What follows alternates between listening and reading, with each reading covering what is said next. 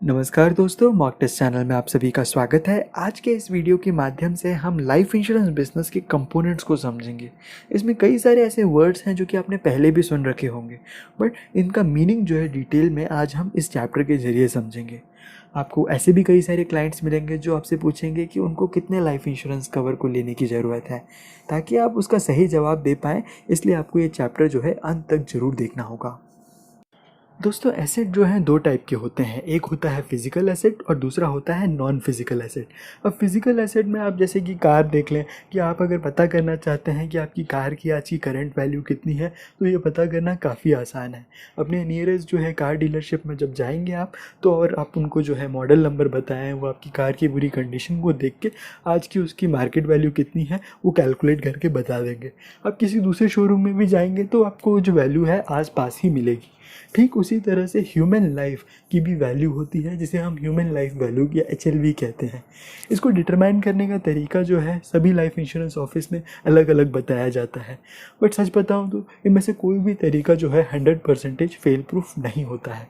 But फिर भी मैं आपको इस वीडियो के ज़रिए 3 तरीके बताऊँगा जिससे कि आप ह्यूमन लाइफ वैल्यू कैलकुलेट कर सकते हैं।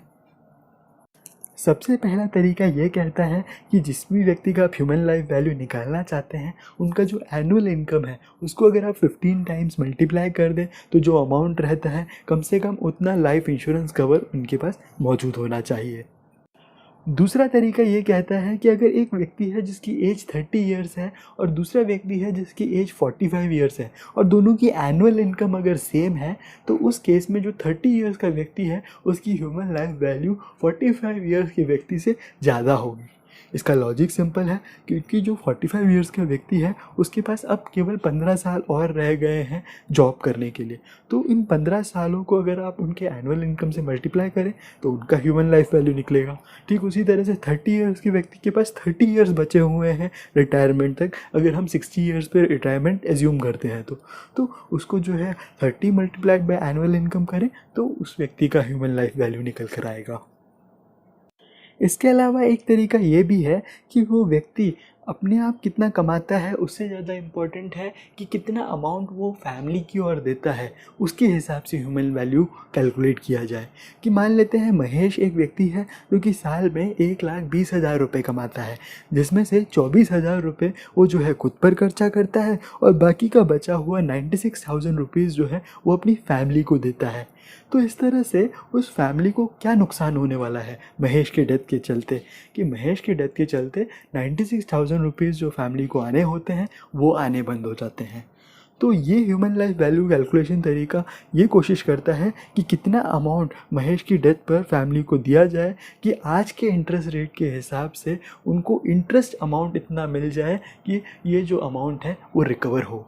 जैसे कि महेश के केस में फैमिली को चाहिए 96,000 रुपीज़, तो वो कैलकुलेट करेंगे कि कितना हम अमाउंट जो है बैंक में रखें जिससे कि हमें जो है 8% के इंटरेस्ट रेट के हिसाब से 96,000 रुपीज़ की रेवेन्यू जनरेट हो।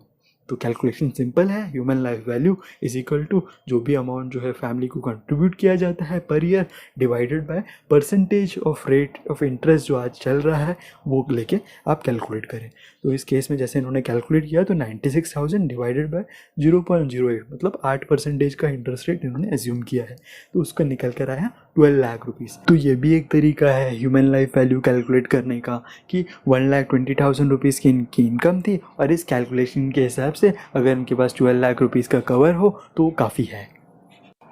बट इस कैलकुलेशन में मुझे 2 फ्लॉ नज़र आते हैं। पहला फ्लॉ तो ये है कि इंटरेस्ट रेट जो है 8% पहले मिला करता था, आज वो गिर के 6% 5% हो चुका है। तो आगे जाके कितना परसेंटेज ऑफ इंटरेस्ट रेट मिलेगा इसकी कोई गारंटी नहीं है। दूसरी बात, 96,000 रुपीज़ का जो अमाउंट वो आज कंट्रीब्यूट करता था फैमिली के, उससे उनका आज का खर्चा निकल पाता था। आगे की जो महंगाई है उससे 96,000 रुपीज़ का जो रेवेन्यू आएगा वो शायद काफ़ी नहीं हो। आइए दोस्तों, हम समझते हैं कि एक ह्यूमन लाइफ किस किस तरह के रिस्क को कैरी करता है। पहला रिस्क होता है डाइंग टू अर्ली, यानी कि अगर किसी व्यक्ति की एज 35 में डेथ हो जाती है तो उनकी फैमिली में बहुत ही ज़्यादा फाइनेंशियल प्रेशर होता है एज़ कम्पेयर टू अगर उसी व्यक्ति की डेथ 65 या 70 ईयर्स की एज पे हो। क्योंकि आप जानते हैं कि 30-35 ईयर्स की एज में बच्चे भी फाइनेंशियली जो है डिपेंडेंट होते हैं, पूरी फैमिली उन पर फाइनेंशियली डिपेंडेंट होती है। वहीं पे 65-70 ईयर्स की एज में आते आते उनकी जो फाइनेंशियल डिपेंडेंट लोग होते हैं ऑलरेडी इंडिपेंडेंट हो चुके होते हैं, और उस एज में आते आते इन्होंने ऑलमोस्ट इतने एसेट्स जो हैं क्रिएट कर लिए होते हैं जिससे कि फैमिली का आगे का गुजारा हो सके। तो मुझे अगर पूछा जाए तो मैं कहूँगा कि 70 ईयर्स के एज के बाद अगर कोई व्यक्ति टर्म प्लान को चालू रखता है तो उसका कोई खास फ़ायदा नहीं है। इसके पीछे दो कारण हैं। पहला कारण तो ये हो गया कि 70 ईयर्स के बाद जो है कोई भी उन पर फाइनेंशियली डिपेंडेंट नहीं है। दूसरा, ये उस एज में आते आते उन्होंने इतने एसेट तो क्रिएट कर लिए होंगे कि अगर उनकी वाइफ जो है हाउस वाइफ भी है तो उस एसेट से जो है आगे की लाइफ गुजार सके। तीसरा ये हो गया कि उस समय अगर इतना एक लाइफ इंश्योरेंस कवर जो आज प्रॉमिस किया जा रहा है वो मिल भी जाए तो उस समय की वैल्यू के हिसाब से उसकी कोई वैल्यू नहीं रह जाएगी। इसका ठीक एग्जांपल एक तो ये हो गया कि 20 साल पहले 1 लाख रुपए की बहुत बड़ी वैल्यू थी। आज अगर लाइफ इंश्योरेंस कवर 1 लाख रुपए का किसी को मिल जाए तो उससे कोई काम भी ना आए।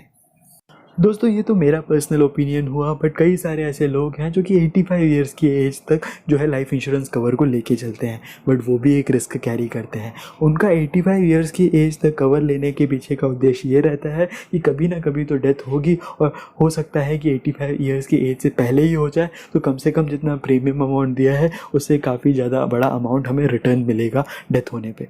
बट वहाँ पर एक रिस्क वो कैरी करते हैं कि अगर 85 ईयर्स की एज में अगर उनकी डेथ नहीं हुई तो उनके दिया हुआ प्रीमियम तो वैसे भी लॉस होना है। तो dying too late is also considered as risk, कि बहुत ही बाद में अगर हमारी मृत्यु होती है तो वो भी एक रिस्क है। नेक्स्ट जो रिस्क होता है वो होता है डिसेबिलिटी और इलनेस। कई बार जब हम लोग लाइफ इंश्योरेंस प्लान लेते हैं तो वो जो है हमें केवल लाइफ का कवर देता है, डिसेबिलिटी हो या कोई क्रिटिकल इलनेस हो तो उसके अगेंस्ट जो है हमें प्रोटेक्शन नहीं देता।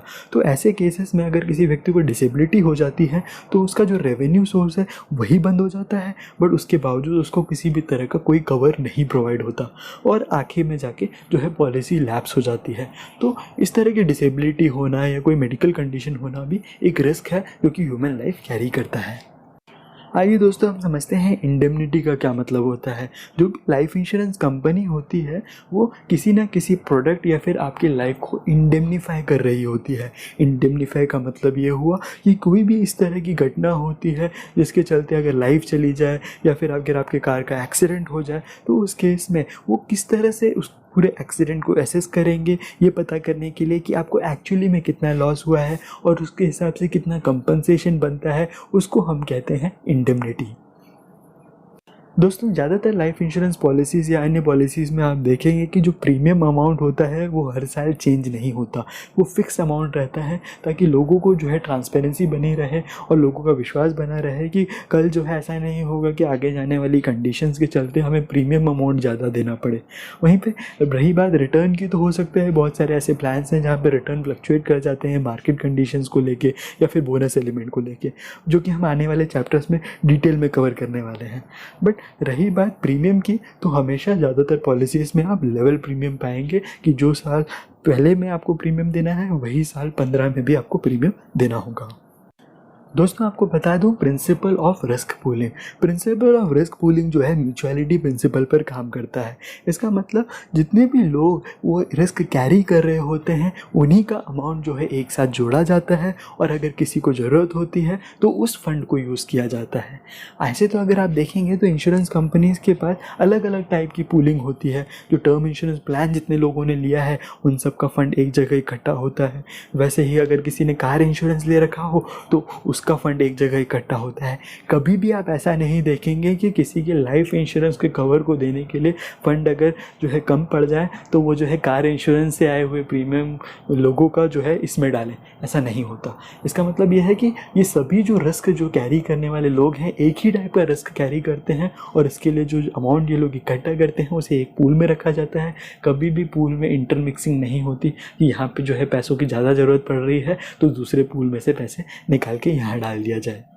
नेक्स्ट जो टर्म है वो है कॉन्ट्रैक्ट, जो कि हमने पिछले चैप्टर में भी डिस्कस किया था कि इंश्योरेंस जो होता है एक कॉन्ट्रैक्ट होता है जिसमें दो पार्टीज इन्वॉल्व होती हैं। एक होता है इंश्योरर जो कि इंश्योरेंस कंपनी होती है और दूसरा होता है इंश्योर्ड जो कि पॉलिसी होल्डर होता है। मुझे उम्मीद है दोस्तों कि आपने इंश्योरेंस में आने वाले कंपोनेंट्स को डिटेल में समझ लिया होगा। अगर वीडियो आपको पसंद आया है तो आप जानते हैं कि वीडियो पे एक लाइक करना तो बनता ही है। मिलता हूँ आपसे अगले वीडियो में।